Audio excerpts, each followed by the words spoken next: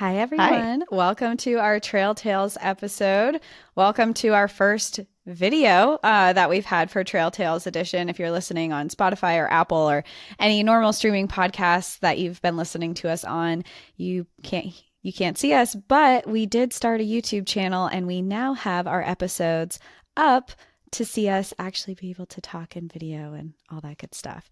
So if you are interested in watching us on YouTube, you can go over, just look us up, National Park After Dark podcast, and we're right there. Yeah, and it's scary, so be nice. Like, these are our faces. But This is what we look like. Hello. this is what we look like against my will. You'll know. Just kidding. Yeah, it's a little strange usually. Like I actually put on like a regular tank top today instead of like a baggy I'm not PJ gonna lie. set. I have a nice, like, it's just like a normal shirt that I would wear, but I'm hmm totally wearing PJ bottoms. Oh, see, I'm actually wearing jeans. Not that you can see Yeah, that, like but mine are. I won't show you the whole thing, but I'm wearing I'm wearing PJ bottoms. So your business on the top, party on the bottom, yeah, or it's sleep on the like bottom. people who work from home and they show up at their work video Zoom hmm and they're like, yeah, I'm ready. And really they have PJ bottoms on and they've been up for like 4 minutes. Well, we are ready. We're professionals. We're YouTubers now, I think. Officially, yeah. Yeah. So let's get to the stories. Do you want to go I would first? love to because Or my first story, the title is so funny. okay, go ahead. Okay. All right. The title is He's Naked and I'm Afraid. Hi, Danielle and Cassie. I have listened to NPAD since the very beginning, and I love you both so much. Listening to you guys feel like hanging out with two of my friends, and I'm so happy to be part of the not so little community you guys have built. Thank you. We're happy to have you. I wish I was writing in with something more lighthearted, but my story is more of a cautionary tale, if anything. Oh no, I thought it was going to be funny. Okay, prepared. Well, it clearly states that there's a naked person and they're afraid. Yeah, that's true. It was just a funny pun because of the show. So I guess I Yeah. was off base there. I hope it helps women be more aware of their surroundings in the outdoors, especially in places that are seemingly safe and feel as though nothing bad can happen. For some background, I have always wanted to live in a city that has a national park in its backyard, with sick hiking and beautiful landscapes, and in a way, I do. I currently live in St. Louis, Missouri, and we do in fact have a national park in our backyard. But unfortunately, it's Gateway Arch National Park, so not much for hiking and beautiful landscapes, lol. Other than the arch, one of the main attractions in St. Louis is Forest Park, which is considered one of the best and most beautiful urban parks in the U.S. It is always super populated by runners, walkers, cyclists, and families at all times, and typically feels like a safe place to be in a large city. For over a year now, I have been running a few miles through the park almost every single day and have always felt safe. That was until a few days ago. It was around 2 p.m. on a Saturday, and I was walking my usual route through the park. There were tons of families around and just generally super busy since it was the weekend. I was about 2 miles into my walk when it began to rain unexpectedly, and I was wearing new headphones that weren't particularly water resistant, so I wanted to find a trail that had more of a canopy cover to hide from the rain until it passed. On my route, there is a fork in the trail where I normally take a right to follow along a golf course and stay in the more populated and open area. Instead, I took the trail on the left that goes through a part of the forest that's more dense trees. Once I turned on the trail, I see a man about 60 yards in front of me and don't think anything of it initially. He was walking a bike next to him and wasn't wearing a shirt. He didn't seem particularly threatening, but as I got closer, I realized something was wrong. What I originally thought were light-colored biker shorts from a distance actually turned out to be tan lines, and I realized that this man was completely naked. I was about 30 yards away when I made the realization and immediately stopped dead in my tracks and turned around. I started speed walking back to the main trail. I was scared to actually run away from him because I thought that would provoke him to chase me. Once I turned around, I looked over my shoulder and saw him mount his bike and start riding after me. Luckily, I was still close to the golf course and made it back fast enough to the more open area that he stopped chasing me and got off his bike at the fork in the trail. I was trying to be as calm as possible while walking away and kept my eyes on him. As I walked away, he stared at me and followed me with his eyes while he masturbated. Once I saw that, I started running. There was a couple heading in my direction on the trail, and I told them what happened and warned them not to go in that direction. I walked with them towards the main road, so I was able to get away safely. I was so shaken and in shock and basically had a panic attack for the rest of my walk home. Once I got home and knew I was safe, I called the police to report what happened, and the police officer told me that I was the second person that day to report the same type of incident. Since then, I have been thinking a lot about what could have happened and all the different ways that that situation could have gone from bad to worse. What if I had been looking at my phone while walking and not noticed him until it was too late? What if I had trusted my instincts and turned around? I have walked the same trail hundreds of times and always felt so safe and like nothing bad would ever happen to me. But that's not true. I hope this story serves as a warning to other women that you should always be aware of your surroundings, even in a place that you have always felt safe. Bad things don't only happen in national parks. They can also happen in broad daylight in your neighborhood park. Thanks for reading my story. Enjoy the view, and not only watch your back, but also watch around you for crazy naked men in the park. Love, Emily. Sorry, I thought that was going to be funny. Yeah. That's so scary. That was not funny at all. No. And it reminds me of, it didn't happen to me, but when I lived in Evergreen, Colorado, there is a pretty popular park in the area that as soon as I moved, like 2 weeks after I moved, there was a similar individual doing this. And they did catch him after like a day or two or something, like pretty quickly. But it's just wild that goes through somebody's mind of, I want to do this to others. And it's traumatizing. It's so scary. It is. Like that. I had a friend who experienced something like this, but unfortunately in a closer setting than in a park. And it was just like, she described it, and it's so scary and violating to walk into something like that. And I think this story has such a good point to not be on your phone, to really be aware of your surroundings, which it sucks to have to be like that, but it's just, you have to, like, don't be staring at your phone. Don't be scrolling on Instagram. Make sure you look alert. Make sure you look like you know what you're doing, look like you know where you are, to try and make someone not want to target you. Not that it's your fault in any capacity, but just to like take these extra measures to try and be safe is important. Yeah. Well, I think we all can kind of relate to the level of comfortability, especially if it's a trail you do literally every day. It's human nature to get used to your surroundings. I do it. The normality of that. I do it all the time. I have trails that I hike all the time, and I don't even think twice about it because I'm like, oh, I'm out here all the time. I know what it's like, but you never know. Like, something could be different that day. Yeah. I do it a lot in my car. Like, I will, as soon as I get into my car, I lock the doors. Yeah. Automatically. And I think I'm in a good habit of that because for so long, I mean, up until a few months ago, I had a Jeep Wrangler for over a decade, and it was, nothing was automatic. Like, everything was manual. You had to roll up your windows. And I know. I'm like, yeah, well, fuck you too. And I would just like roll it up. Slowly rolling it up. But yeah, so I had to manually lock the doors. So I'm just in a really good habit of that. But I still do the classic, get in your car, look at your phone for like 5 minutes before you go anywhere.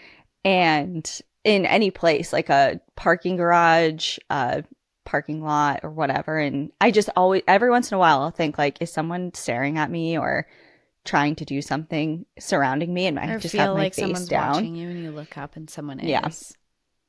Yeah. Anyways. Okay. Be careful out there. Well, yeah. I'm glad you were okay also. Yeah. Physically okay. Maybe not. Yeah. Yeah. Emotionally.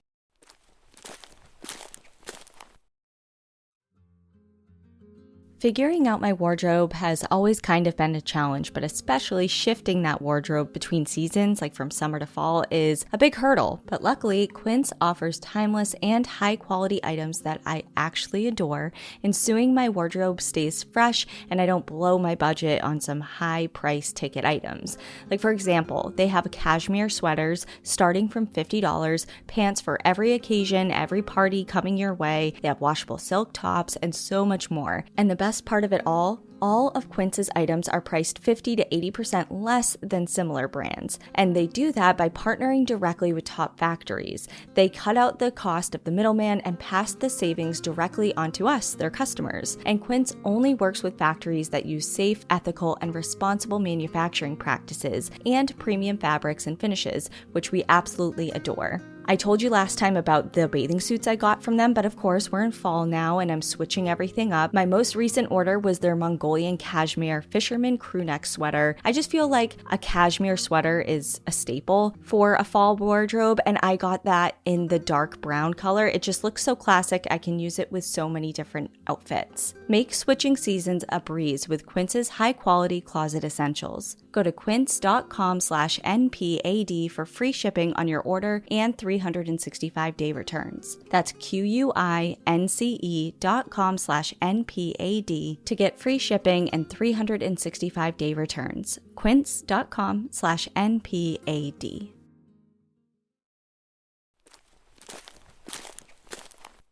Okay, my first story is titled Third Man Factor. Hi, Cassie and Danielle. This really isn't a trail tale, but I had to throw it out there. I remember listening to Danielle's story about the third man factor last May, never once thinking that I myself would experience it myself just a year later. On May 29th of this year, I was driving home from work on a notoriously dangerous stretch of highway in western Montana known as Avaro Hill. I usually listen to NPAD on the way home, and on that day, I was listening to Cassie's episode on quicksand. Little did I know that there was a deranged drunk man attempting to run people off the road for hours. He sideswiped me near a guardrail and then pulled out in front of me. Since I hadn't seen him coming, I assumed that he was in such a hurry that he just didn't see me. But then I felt the urge to call 911, so I did and continued to follow him down the hill. At one point, he stopped in the middle of the highway and I was forced to go around him. Then, as I passed him, he rear-ended my vehicle multiple times and pushed my car off the highway at a high rate of speed. I rolled 4 times. That's so scary. I was absolutely terrified, and then I wasn't. As my car lifted into the air, I suddenly felt as if I was not alone. While my car crushed and rolled around me, I felt like I was in a bubble, rolling along with it and perfectly protected. I heard no voices speaking to me and I felt no hands on my body, but I did feel like I was being shielded by some other force. When my car finally landed, I peeked into the back seat and said aloud, "Okay, we're okay," despite knowing that I was completely alone. I walked away with little physical injury, some of which the emergency room doctors attributed to me staying so calm and relaxed during the event. Honestly, I don't think I have ever been relaxed a day in my life, but I certainly was in those moments, and it has completely changed my perception around death. I would often have a pit in my stomach listening to survival stories in the past, but now I get how people are able to keep moving even in the darkest of days. Wow, what a story. That's so scary. I know. And then to have that experience and know that you're going to be okay, like in the midst of it. Totally third man factor that you talked about. And I agree. That's one of my favorite. Every time somebody asks us about our favorite episodes, I never think to bring that one up, but now reflecting on it, it totally is one of my favorite episodes that I've ever researched and told on the show. But I've heard of this like bubble of protection and little physical injury despite a pretty traumatic crash with people who are under the influence or drunk or some way, because your body's just like really loose and you're not tensed up and thinking about it. But obviously this wasn't the case for this person. So they were on the opposite end. It's just of really that. interesting. Yeah, exactly. Yeah. Oh, that's so scary. Road rage incidents, drunk driving, things like that are so scary. And having someone who is drunk and filled with road rage running you off the road, and then you actually get in a car. Oh my God, I'm glad you're physically okay. And that's just, oh my God, I can't. It's so scary. That's like a fear for me. A car crash? More like someone purposely causing my car crash. Because I've been in car accidents before, and I do think they're scary. But having someone intentionally do that? Yeah. I guess I've never really thought about it until now. But I do have a reoccurring nightmare, which I actually had last night, which is so weird that it just like kind of brought it back up into the forefront of my mind. I always have a reoccurring nightmare that I'm driving around a big curve, like not taking a corner, but you know, when you're getting off a highway or something and there's a big, gentle kind of curve in the road, I have this dream that I'm going around the curve, but instead of making the curve, I just go straight and I lose control of the car and get into a crash and die. That is a nightmare. And it's so repeated. And I feel like obviously stress dreams come from time to time when you have stressors in your life. But I feel like there's something more to it because I've had it so often and for so long. Do you have, I don't know. have you looked up the meaning for it before? No. So I have a recurring nightmare too. It's not that one, but mine's pretty popular that I have. And mine is I have dreams that my teeth fall out. And it can be different in each one. Like sometimes they shatter, sometimes they slowly fall out individually.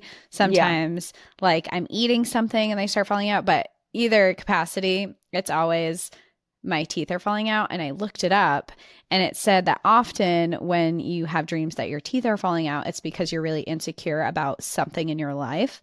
And so whenever I have that, I kind of reflect back and I'm like, okay, what am I feeling really insecure about right now? What am I not happy with in my life right now? And usually I can turn around and like find a connection to why I'm having that dream. So I wonder if your dream has some type of stress connection that you haven't put together yet. Well, I just Googled it and AI has something to say about it, but it's so all over the place. That's what I'm saying. Yeah. Dreaming about a car crash can have many different meanings depending on the scenario.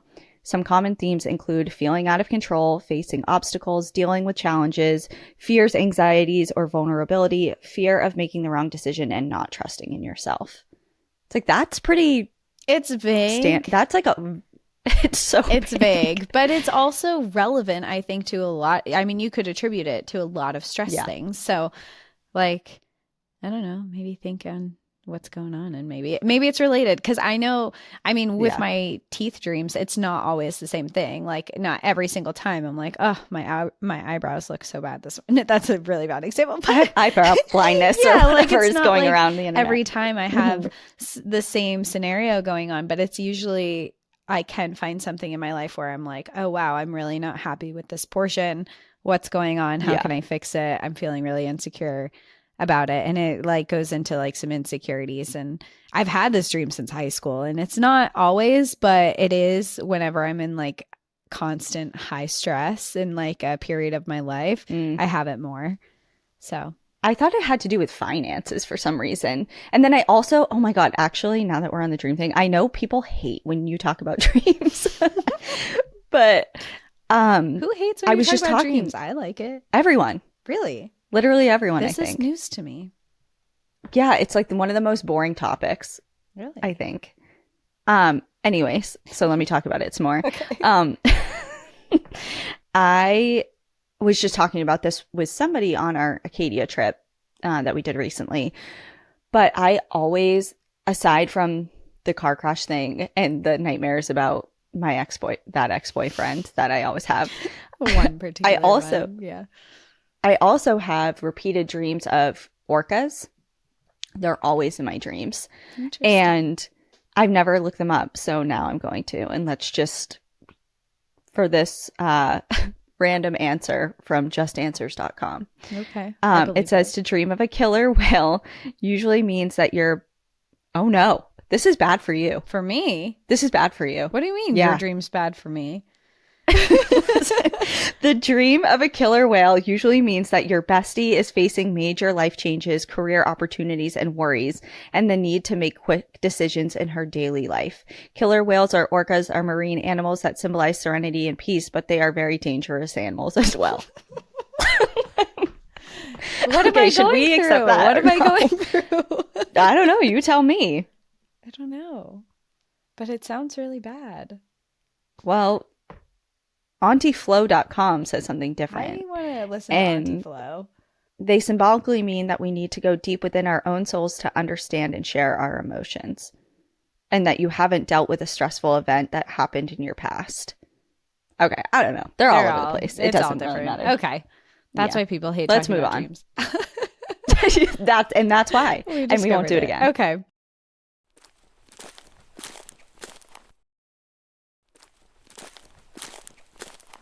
All right, my turn for a story. My next one is titled SAS 751, The Miracle of, and they thank you very much. Wrote out the pronunciation for this. Gatruara? Gatruara. The Miracle of Gatruara. Yes. Sounds right to me. Sure. So, hi, apologies as this is not exactly national park related, but having heard your plain tales, bad pun, sorry, and as a fellow aerophobic person, I thought you may find this interesting. Oh no, I am afraid of planes. I am half Mexican and half Swedish, born in Colombia. When I was a baby, my family moved to Sweden and across the street from a lovely family, the Holmbergs. It was a typical Swedish family in the 80s, 2 sons, a gorgeous yard, and a lovely couple. The wife, Kay, was always very available to us. She was very welcoming to us in a society that was still getting used to the idea of foreigners. She has always maintained a nice friendship with my Mexican mother, even to this day. The husband, pronounced Per, was nice but a little bit more stereotypically Swedish, a bit formal if you don't know him well. He was a pilot for Scandinavian Airlines, but on his time off, he worked a lot in his garden. My mother says he built his own house from scratch, and, well, he used TNT to clear rocks. I can see why she would remember that. We also found it funny that he would strip down before entering his home. From a prudish Latin American culture, well, this was new. However, it was most likely to be clean as most Swedes have their washer and dryer right as you enter the mudroom. But that was a cultural difference for sure. When I was about 5, in summer 1991, we moved to the U.S.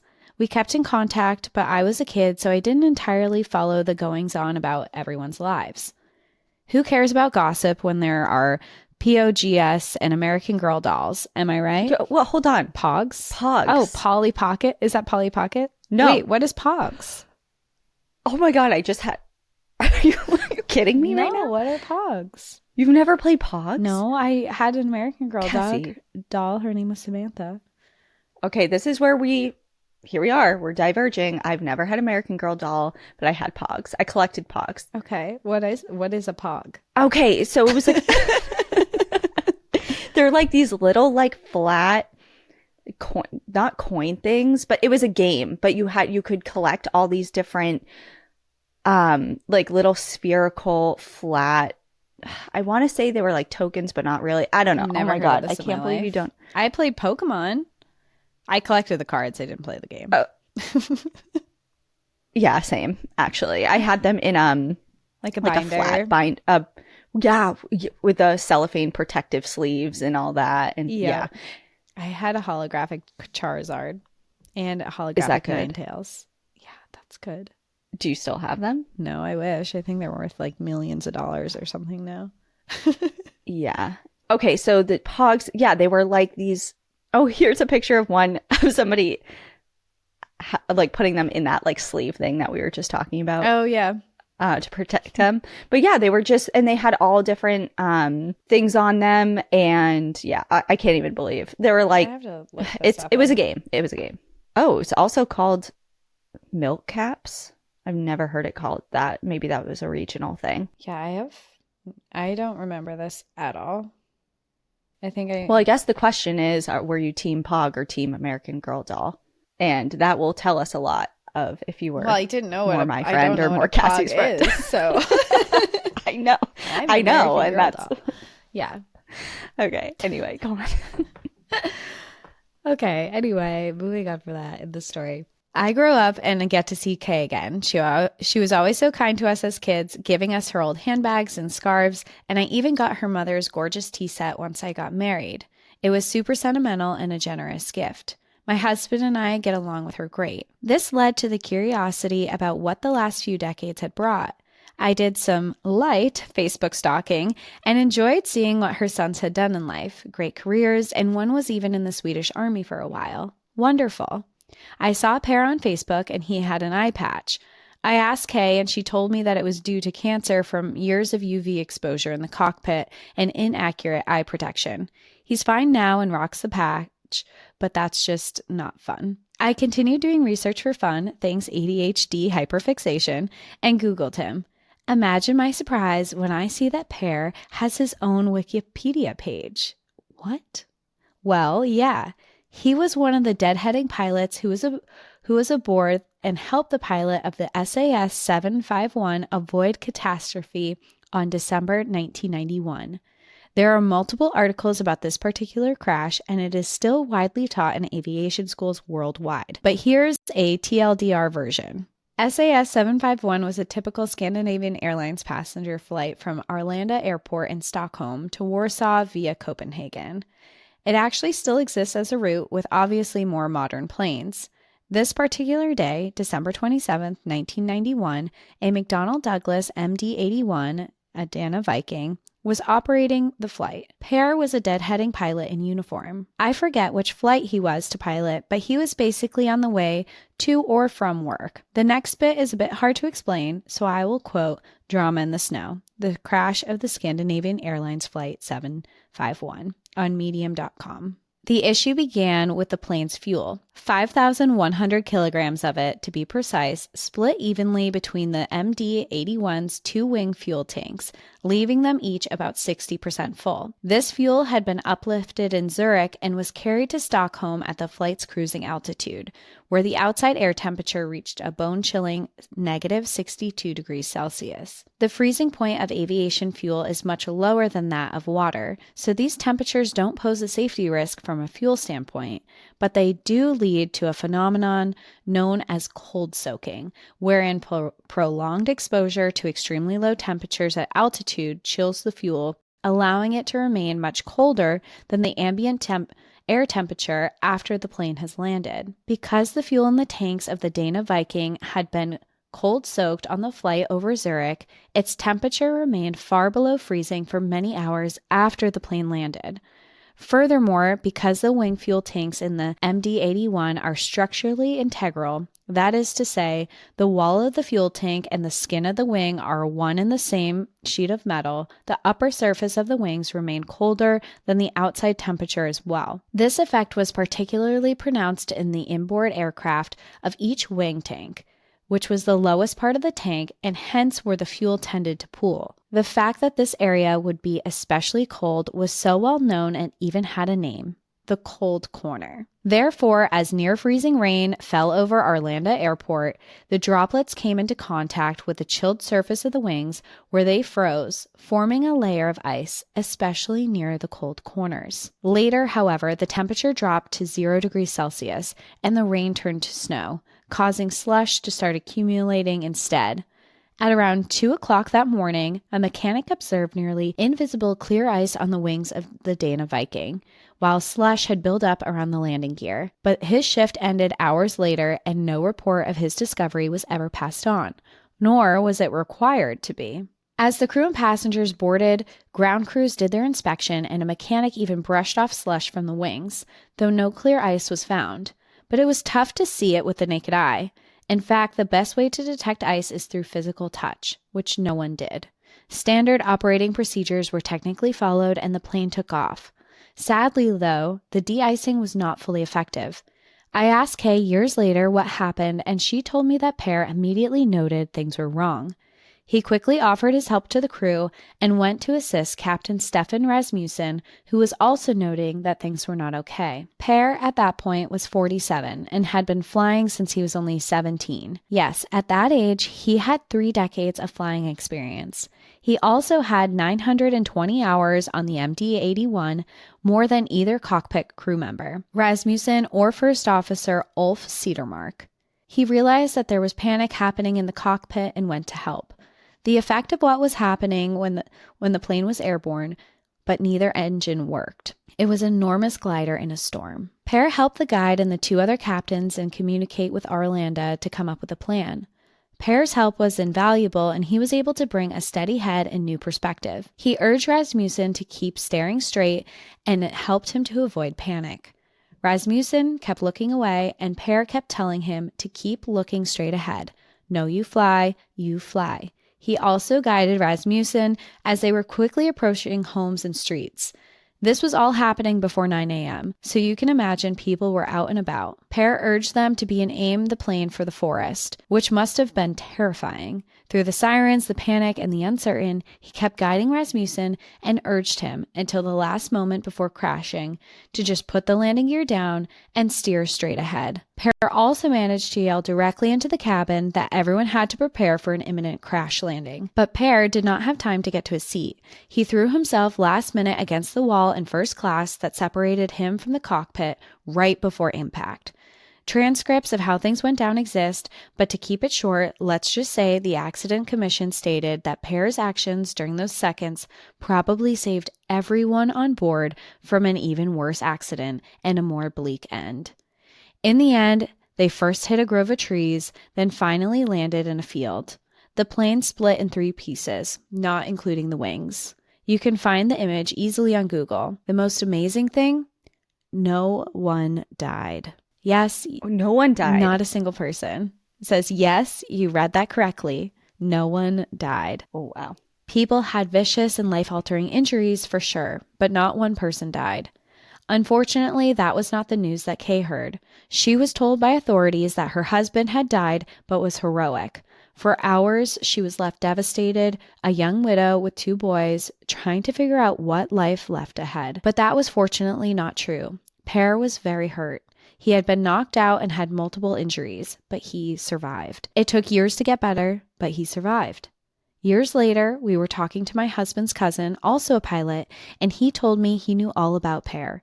Even in American aviation schools, his tale is taught. How cool is that? SAS 751 was eye-opening to the airline industry as a whole about the importance of de-icing correctly.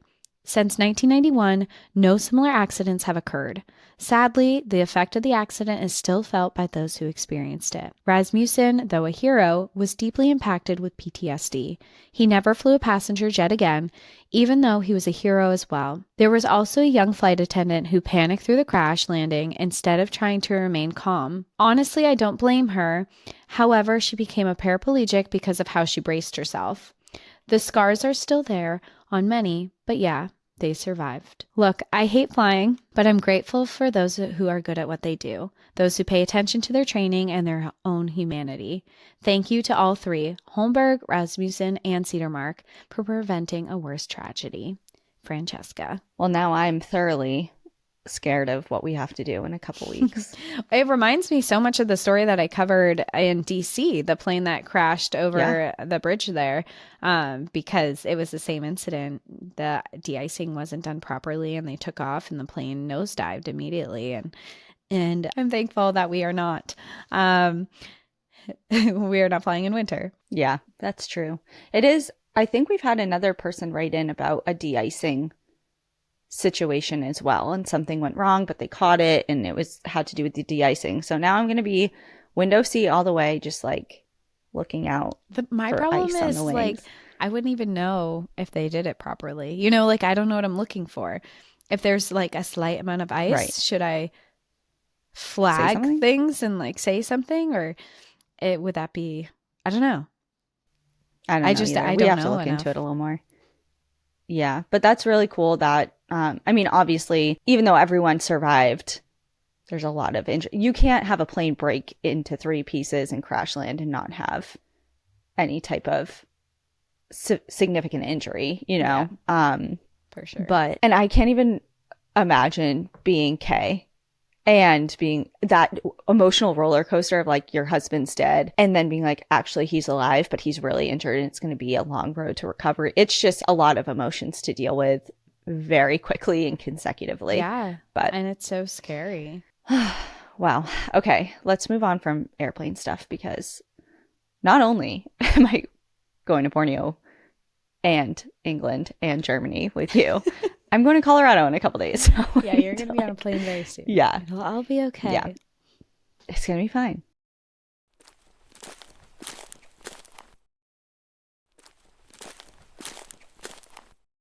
My second story is titled No More Creepy Guys: Hi, Cassie and Danielle. Well, my wife and I have been hitting all of the parks around Seattle, getting all of the Junior Ranger badges. Yes, we are adults with 4 grown children, and we pursue our love of national parks by collecting Junior Ranger badges. We've been listening to NPAD. As my wife was wondering why we're listening to the stories of horrible things happening to people and going to the places where these things happened, I picked up on a theme in your stories and trail tales. Creepy guys. Creepy guys make me so mad. Not only because they're creepy and they do really bad things, they give us not creepy guys a bad name. True. But also, right, we talk about it a lot. Yeah, we do. But also, 3/4 of our kids are women, and I really want them to be able to explore the parks and not have to worry about anything. So I thought I'd write in for a trail tale to try and remind everyone that not all guys are creepy. I love that. My wife Laura and I made a day of going to Mount Rainier National Park. It was a beautiful day. We checked in at the Paradise Visitor Center to get our Junior Ranger workbooks and got started. First of all, Mount Rainier is incredible. We first saw it from Puget Sound, taking the ferry back to Seattle from Olympic National Park. We couldn't believe how majestic it is from 100 miles away, and then being on the mountain looking up was just breathtaking. Part of becoming a Junior Ranger requires that you do at least one hike. We decided on the Alta Vista Trail because it offers a really nice view of Mount Rainier, Mount Hood, Mount St. Helens, and Mount Adams. And up we went. Laura started getting really mad at me really quickly because of how steep the mountain is and because of the thinner air at that altitude and because all we saw was up. Of course, she was joking about it all. Well, then we saw snow in July, but we had to keep going up.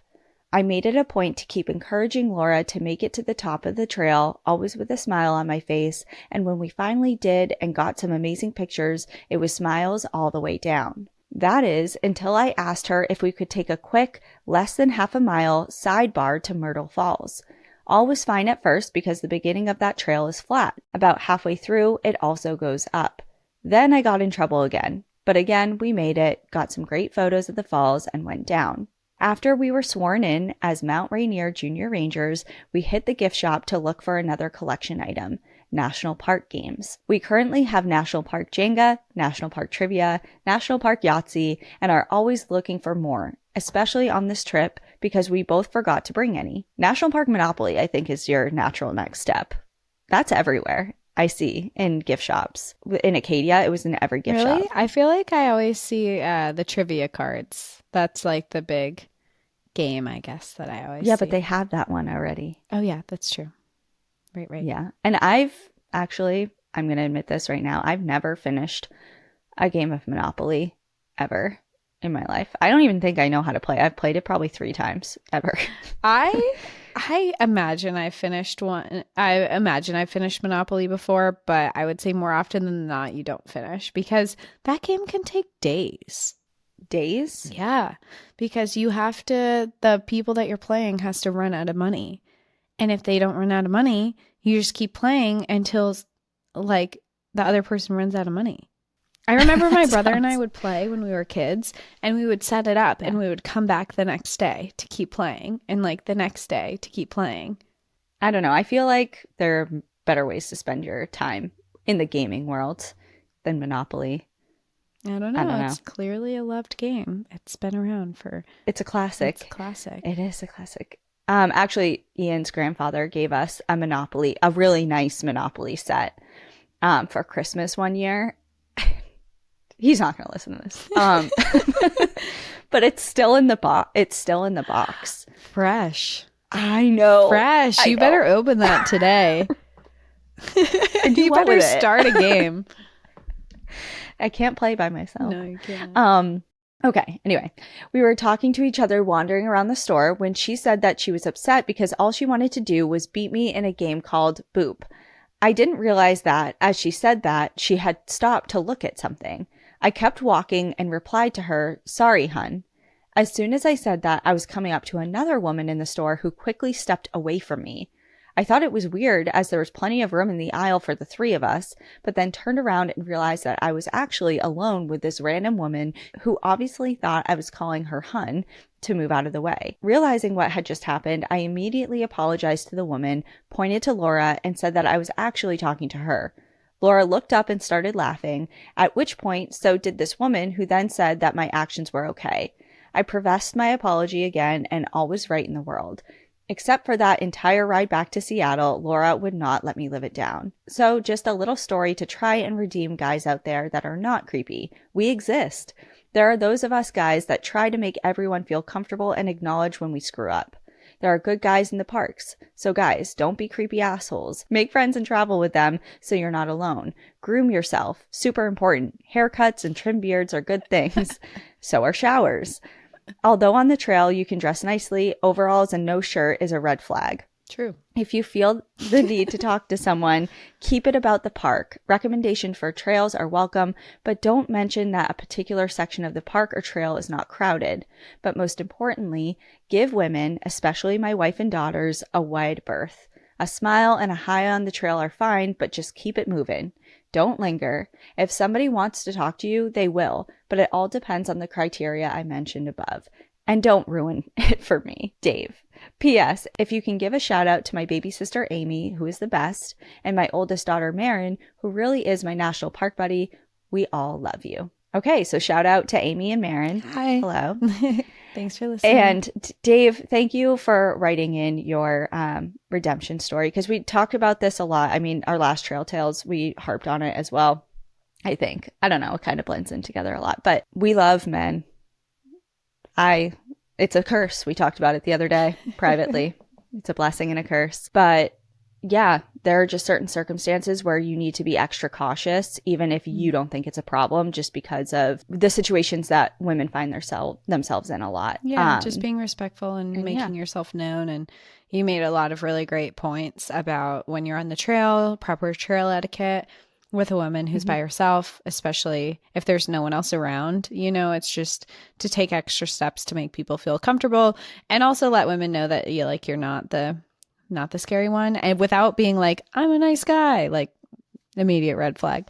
Red flag. You're not. Red flag. Why are you saying that? Yeah, why are you saying that? But just making steps to make women feel safer outdoors. And thanks for being one of the good ones. Yeah. Thanks, Dave. It's helpful when you have women in your life. You're surrounded by women in your life, whether it's your mom or you're close with your mother, or you have sisters, or like daughters. In Dave's case, daughters. You know, it's helpful just because you see it firsthand more often than not from someone you love and care about. So, yeah.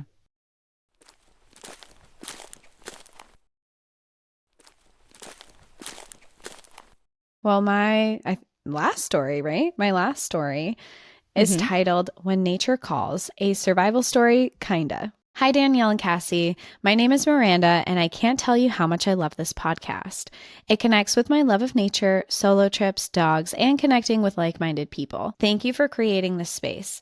I've listened to every episode, joined Patreon, and fueled all my road trips and house cleaning sessions with your stories. I have so many stories of my own, but after listening to the heavy yet lovely Trail Tale episode 49, I figured I'd share a little laugh by recounting my most embarrassing moment with strangers since no one was around to witness it. I live in a very wooded area in the mountains of Park City. My backyard faces dense trees and a large embankment that regularly sees wildlife. At least weekly, I have moose, yes, they're real, debatable, in my yard, so I'm always careful when coming and going. We also have several neighborhood dogs that drop by for a visit most days, including my landlord's 2 dogs who come to my door every evening for their daily treat. That's cute. Needless to say, we get more 4-legged visitors than 2-legged ones. One night last summer, I was making dinner while my dog, Gracie May, sat on the couch in front of the doorway, staring me down for a piece of shrimp from the stir-fry I was making. Yes, that little freeloader, who is my whole world, got more than 1 shrimp and a carrot. She is a 45-pound tiny pitty mix who loves food and her mama more than anything. I should mention I live in a mother-in-law apartment and have one of those mesh magnet screen doors since AC isn't really a thing in most homes here. I was also jamming to some Sam Cooke radio, my favorite when dabbling in my not-so-hot cooking skills, and enjoying a glass of wine. It was around 8 p.m. and it was shaping up to be a lovely evening for eating dinner outside on my patio, which sits in the lower part of my yard near the edge of the trees. Let me paint a little picture of my yard quickly, as this is important for my story. My front door opens up to an 8-foot landing. Then there is a grill, and after that, a little step down to the lower part of the yard that is about 10 feet from my front door. Okay, scene set. I had my back to the door when I heard Gracie let out one bark, as she does when the upstairs dogs come down and then go outside. I proceeded to the pantry to gather up the treats for the dog's clan. I walk out the door and immediately turn right, only to see no dogs. I was about 3 feet outside my door. This is when I heard Gracie, who was standing near the doorway, let out a little growl from behind me. I turn around to see a goddamn bear sitting up. Yes, sitting like a meerkat behind my grill, no more than 6 feet from me. I have lived here for 4 years and in Park City for 13. And although I knew we had bears, I had never seen one. Now there was one trying to join me for dinner. I cannot even begin to describe the fear that shot through my body. So what did I do? Literally nothing you're supposed to when encountering a black bear. I can tell you what I did do, though. My feet moved so fast, but my body didn't. You know, like those cartoons where they start running in place but don't go anywhere? So I think due to pure fear, I fell to the ground, somehow got Gracie, who hadn't moved, into a WWE-style headlock and crawled inside, slamming the door behind me. Meanwhile, this bear sat there looking at me, probably thinking what an idiot I was, and this must be why they're far superior species. I did not represent humans well. Once inside, hyperventilating, utter chaos unfolded. When I fell, I sliced my foot open on the rocks outside my door. I had scared Gracie so much she had released her anal glands, and if you know the stench, it's anything but pleasant. That is so true. Think of like rotten fish. Rotten fish and like there's something else to There's it something though. else. It's like a hot garbage like Yeah. It's really bad. When you can't, it's kind of like how I imagine when somebody says when you smell a dead body, like a decomposing Dead fish body, you never forget it. Yeah. I feel like a human body. I'm saying anal glands smell like a decomposing fish. No, but I'm saying, the phrase, once you smell a decomposing human body, you never forget it. It's like that. Like you never forget. You know that smell anywhere. Anywhere. Yeah, it's disgusting, actually. I can smell it just thinking about it. That's how bad I it can, is. right now, it's in my face right now. I'll always remember when we were vet teching, and in vet med, you have to express anal glands on dogs that can't express them naturally, and one of the vets was doing it and she expressed their anal glands and it shot into her mouth. Was that I won't Sarah? mention names, but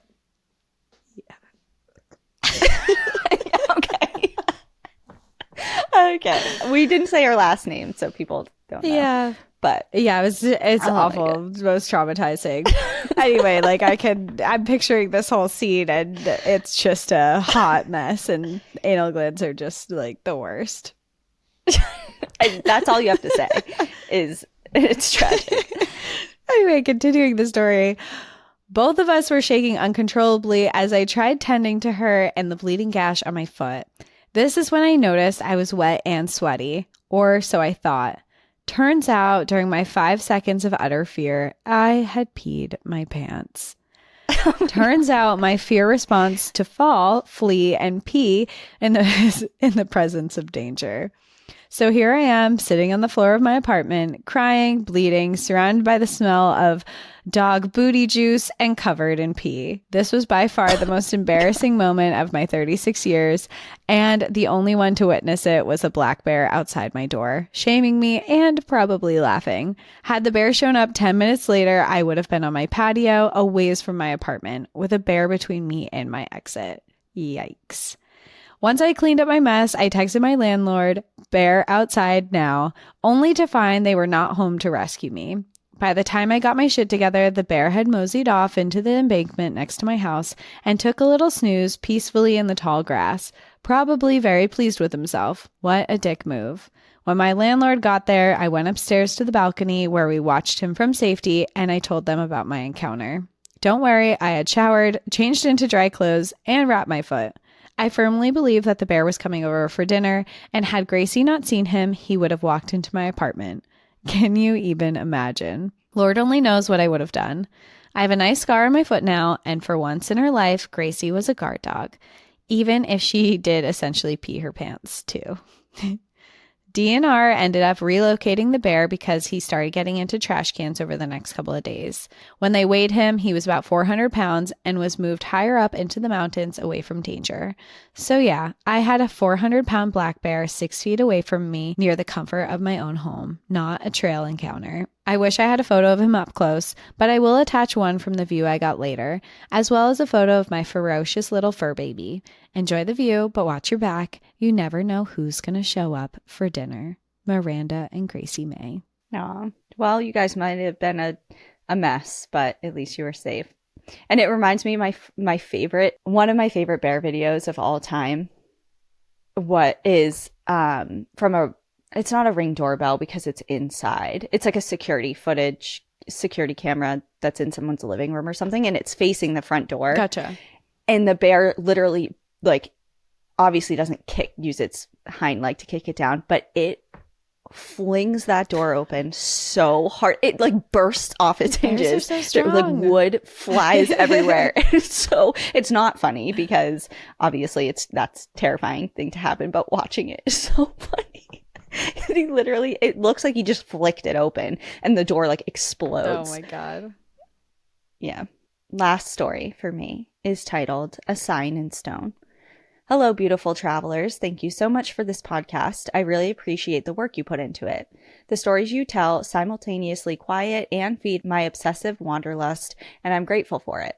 I'm only about a third of the way through your episode, so please bear with me if I explain anything that's already been covered. I really also enjoy trail tales, especially the ones that involve signs or situations that made the author feel like they were where they were supposed to be. I was reminded of my own experience and felt compelled to share. My grandma passed away about 10 years ago. She was a great lady, and visits with her were always fun. She was quick-witted, easygoing, loved reading and putting together jigsaw puzzles, and enjoyed bird watching at her home. Though she and most of my family lived in Minnesota, she had a special place in her heart for the Southwest, specifically Sedona, Arizona, and her home reflected this with a decor of Southwestern patterns, coco pele, paintings of red rock scenery, and cactus plants. When she died, the one belonging of hers that I wanted to have to remember her by was a necklace with a worry stone that she used to wear. It was a rough gray stone on most sides, and one side had a thumb-sized groove in it. My grandma said if you were ever worried about something, hold the stone and rub the groove with your thumb, and it will help you feel peaceful and calm. I had never heard of such a thing before, or after she showed it to me, which is why I wanted it. It was something unique related to her. It wasn't found when her house was cleaned out, so instead I chose a green stone necklace with a coco pele on it. Fast forward a year and a half, and my dad and a couple of my uncles and their wives were going to take some of my grandma's ashes to Arizona and spread them in her favorite locations. I wanted to go along, but found out too late that the trip had already been planned and I wasn't going to make it. I couldn't help but feel sad that I was missing the trip. On the day that they were flying to Arizona, it was my friend Cassie's birthday, and she wanted to have a geocaching adventure to celebrate. For those of you who haven't heard of geocaching, it's a game of sorts where you use a GPS coordinate to locate specific points of interest or oftentimes containers hidden by other cachers with logbooks that you can sign with your caching name. Some people leave trinkets in the containers for an added element of fun, and you can take one and leave a trinket of your own in its place. Caching has taken me on so many interesting adventures to so many interesting and beautiful places I didn't know existed in my own hometown area, so I highly recommend checking it out. I've only done geocaching a couple times, and it's really fun. I've never done it before, and I know there's a lot around me because I've downloaded that app.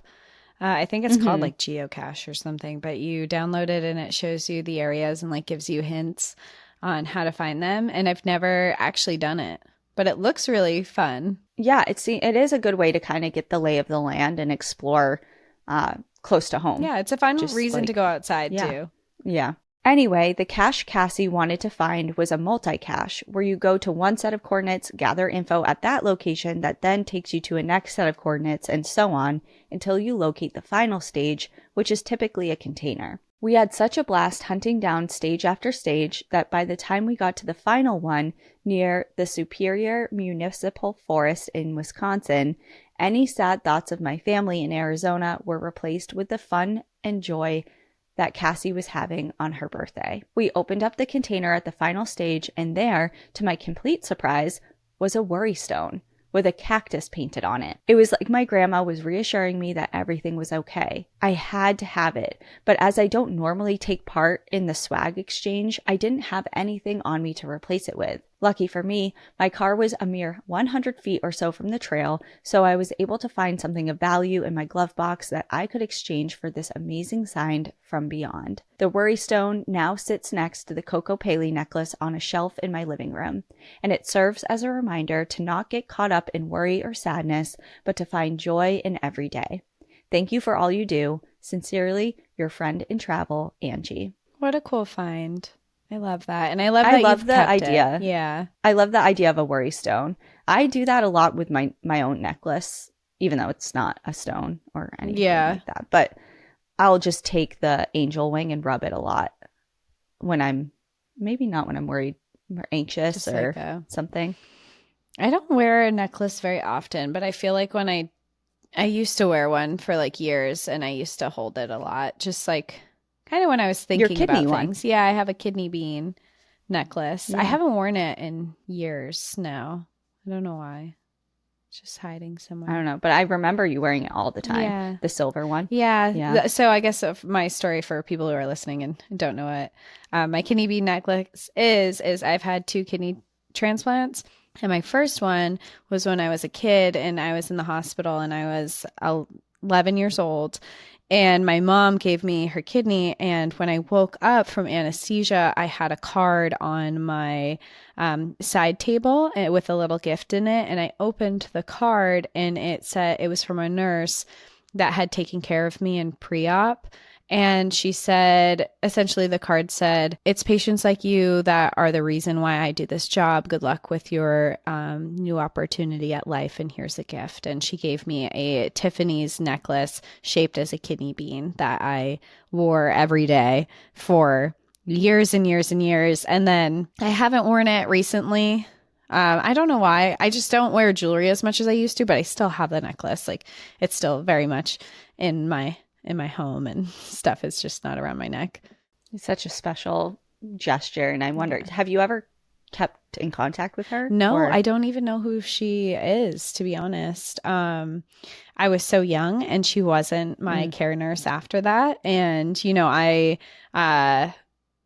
just had the card from her. I can't find the card anywhere. And I used to have a box with all of, because I was young, when I had my surgery, they had like all the kids in my class write me a card to say like, "Get well soon. I hope you feel better." And so I had like a whole box of all my memorabilia, I guess, from my transplant, and that card was in there, and I can't find it. And so it's now just a memory. I don't know her name or anything, but it's always like a special memory that I have. And one of my most meaningful pieces of jewelry that I have too. Definitely. If not the well, your engagement ring now, maybe. Yeah, that's important too.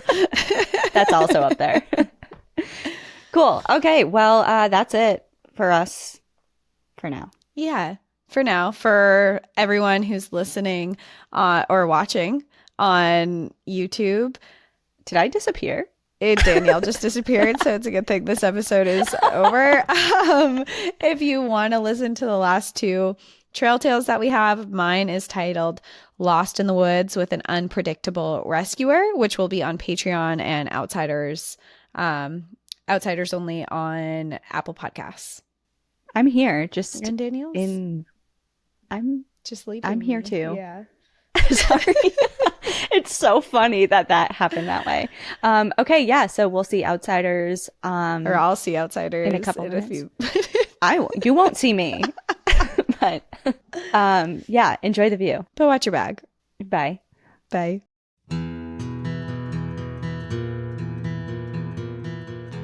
Thank you so much for joining us again this week. If you have a trail tale or story suggestion, send us an email at stories@npadpodcast.com. Follow us on Instagram and Facebook at National Park After Dark and on Twitter at NPAD Podcast. Join our Outsiders Only community on Patreon or Apple subscriptions to listen ad-free, unlock monthly bonus episodes, and exclusive content. And remember, when you support our sponsors, you are supporting our show. For our exclusive discount codes and source information from today's episode, check out the show notes. For more information on our show, our book recommendations, merch updates, and more, visit our website at npadpodcast.com. And please rate, review, and subscribe from wherever you listen to podcasts.